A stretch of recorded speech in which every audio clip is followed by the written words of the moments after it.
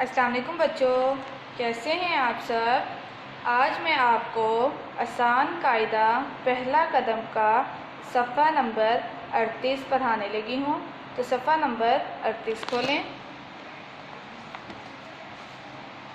सफ़ा नंबर 38 हरूफ तहज्जी है लाम। लाम जिसकी सोती आवाज़ है ल। लाम ल। लाम ल। लाम ल लूमड़ी।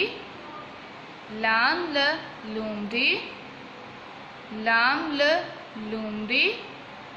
लाम ल लट्टू। लाम ल लट्टू। लाम ल लट्टू। लाम ल लीमू। लाम ल लीमू। लाम ल लीमू। तो बच्चों दोबारा पढ़ते हैं। लाम ल लूमड़ी। लाम ल लट्टू। लाम ल लीमू। तो जैसे कि बच्चों लूमड़ी में कलर किए हुए हैं पहले से, लट्टू में आपने कोई सा भी कलर कर लेना है, जबकि लीमू में आपने पीला रंग करना है।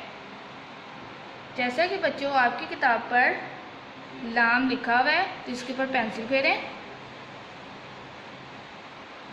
लाम ल। लाम ल। तो बच्चों इसको बार बार पढ़ें, याद करें, रंग भरें और पेंसिल फेरें। अल्लाह हाफिज़।